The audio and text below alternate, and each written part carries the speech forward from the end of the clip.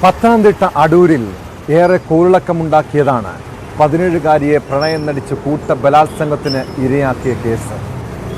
2022 ഡിസംബറിലാണ് കാമുകരും സുഹൃത്തുക്കളും ചേർന്ന് പെൺകുട്ടിയെ കടത്തിക്കൊണ്ടുപോയി കഞ്ചാവ് വീട് നൽകി പീഡനത്തിന് ഇരയാക്കിയത്.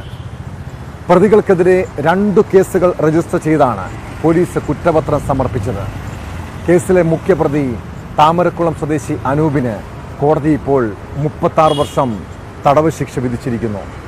ഇതേ പെൺകുട്ടിയെ പീഡിപ്പിച്ചെന്ന മറ്റൊരു കേസിൽ കഴിഞ്ഞ തിങ്കളാഴ്ച അനൂപിന് സുഹൃത്തുക്കൾക്കും കോടതി 30 വർഷം കഠിന തടവ് ശിക്ഷ പ്രഖ്യാപിച്ചിരുന്നു. 24-കാരനായ അനൂപ് 2 കേസുകളിലുമായി 66 വർഷം തടവ് ശിക്ഷ അനുഭവിക്കണം.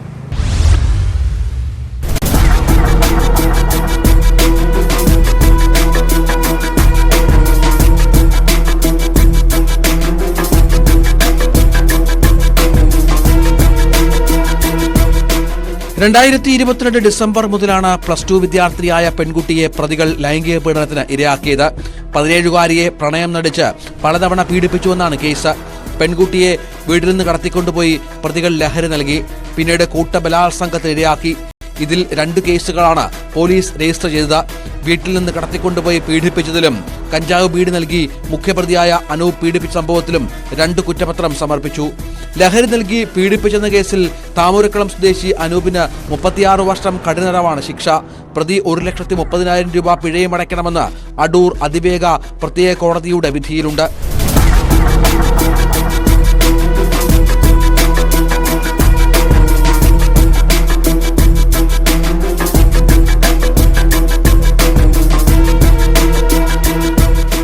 ഇതേ പെൺകുട്ടിയെ പീഡിപ്പിച്ചെന്ന മറ്റൊരു കേസിൽ തിങ്കളാഴ്ച അനൂപ് ഉൾപ്പെടെ 3 പ്രതികൾക്ക് ശിക്ഷ വിധിച്ചിരുന്നു.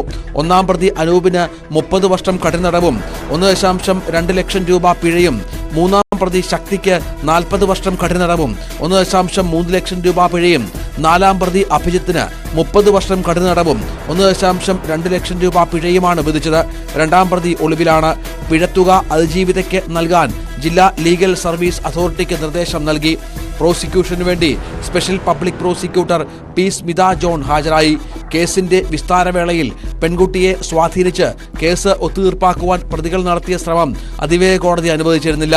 പിന്നീട് ഹൈക്കോടതിയിൽ പ്രതികൾ സമർപ്പിച്ച ഹർജി തള്ളിയ ശേഷമാണ് വാദം പൂർത്തിയാക്കി വിധി പുറപ്പെടുവിച്ചത്.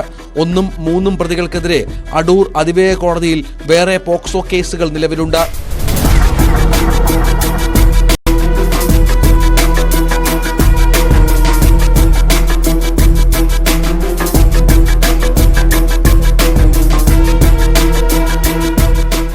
ന്യൂസ് 18 പത്തനംതിട്ട.